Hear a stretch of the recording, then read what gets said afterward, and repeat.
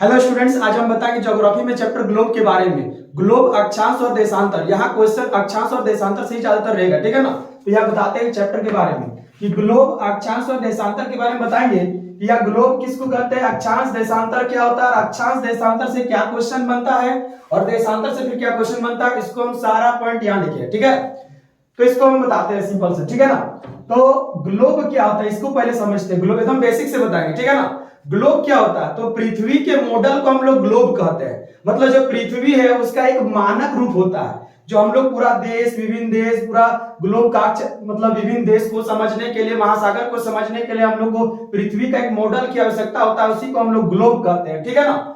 और ग्लोब में कभी इस तरह का जो लाइन खींचा हुआ रहता है, ठीक है ना, इसको सबको सोचता है डिजाइन है कि क्या है, तो इस तरह का लाइन का स्पेशल नाम होता है। इस तरह का लाइन जो होता है ना, क्षैतिज लाइन, इसको हम लोग अक्षांश कहते हैं, इंग्लिश से लैटिट्यूड कहते हैं, ठीक है ना। और इस तरह का जो लाइन होता है ऊर्ध्वाधर, ठीक है ना, इसको हम लोग देशांतर कहते हैं। देशांतर कहते हैं या इंग्लिश से हम लोग इसको लॉन्गिट्यूड कहते हैं, लॉन्गिट्यूड, ठीक है ना। तो इस तरह का लाइन को सिंपल वे में समझना कि इस तरह के लाइन को अक्षांश कहते हैं, इस तरह लाइन को हम लोग देशांतर कहते हैं, ठीक है। अब आते हैं हम लोग अक्षांश से जितना क्वेश्चन बनता है और अक्षांश से उसके बाद देशांतर सीधा लिखे, ठीक है ना। तो अक्षांश से रिलेटेड जितना भी क्वेश्चन लिखा है यहाँ पर लिखा हुआ है और कभी भी एग्जाम में छूटेगा नहीं, एग्जाम से जितना भी अक्षांश से रिलेटेड क्वेश्चन है, ठीक है। तो यहां समझते हैं क्वेश्चन को कि अक्षांश जो होता है, अक्षांश पृथ्वी में कुल अक्षांशों की संख्या 181 को है। कहने का मतलब इस तरह का जो लाइन है ना, टोटल 181 को रहता है, ठीक है ना। यहां पर याद रखना 181 को। उसके बाद लिखा अक्षांश। अक्षांश जो है मौसम या ताप को बताता है। आगे बताता है कि दो अक्षांश के बीच के जो जगह होता है वो 1 से 11 किलोमीटर होता है। कहने का मतलब जो दो अक्षांश होता है इसके बीच 111 किलोमीटर का दूरी होता है। उसके बाद लिखे हैं दो अक्षांश के बीच के भाग को हम लोग कटिबंध कहते हैं। कहने का मतलब जो दो अक्षांश है ना उसके बीच के जगह को कटिबंध कहा जाता है या ताप कटिबंध कहते हैं। उसके बाद लिखा 0 डिग्री अक्षांश। कहने का मतलब जो यहाँ 0 डिग्री पृथ्वी के बीचों बीच जो 0 डिग्री अक्षांश होता है उसका स्पेशल नाम होता है विषुवत रेखा। तो पृथ्वी के बीचों बीच जो अक्षांश होती है उसे हम लोग विषुवत रेखा या भूमध्य रेखा कहते हैं, ठीक है ना। और 23.5 डिग्री नॉर्थ, कहने का मतलब 23.5 डिग्री नॉर्थ में जो रहता है अक्षांश उसको हम लोग कहते हैं कर्क रेखा।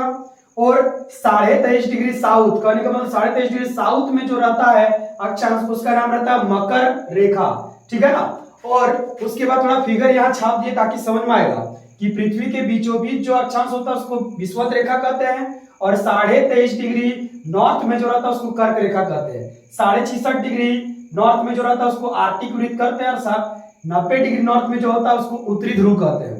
फिर यहाँ लिखे कि 23.5 डिग्री साउथ में जो लाइन होता है उसको हम लोग मकर रेखा कहते हैं और 66.5 डिग्री साउथ में जो रहता है उसको हम लोग अंटार्कटिक वृत्त कहते हैं, ठीक है ना।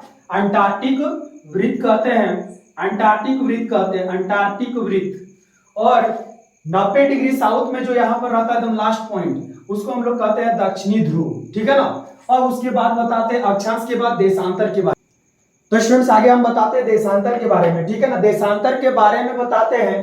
सबसे पहले और एक बार समझना देशांतर क्या होता है। तो पृथ्वी में इस तरह का जो ऊर्ध्वाधर लाइन होता है, इस तरह का जो लाइन होता है उसको हम लोग देशांतर कहते हैं, ठीक है ना।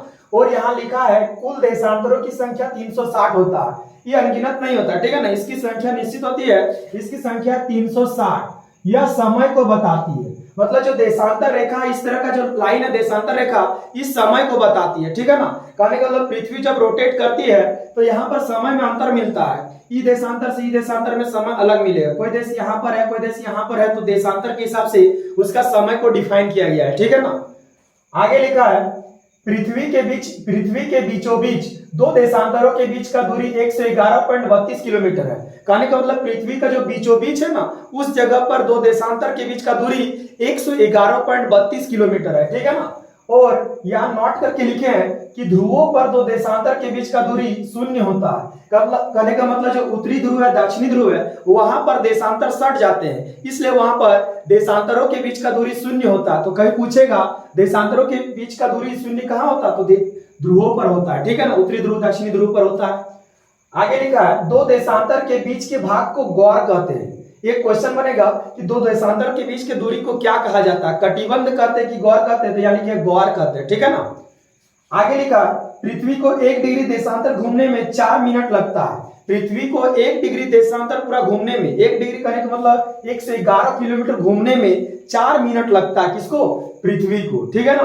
और यहाँ पर उसके बाद थोड़ा कुछ एक्स्ट्रा पॉइंट लिखे, इस क्वेश्चन को भी समझना है, ठीक है ना, कि पृथ्वी के बीचों बीच जो देशांतर होता है 0 डिग्री देशांतर, इसी को जीएमटी कहते हैं, दुनिया का मानक समय कहते हैं, ठीक है।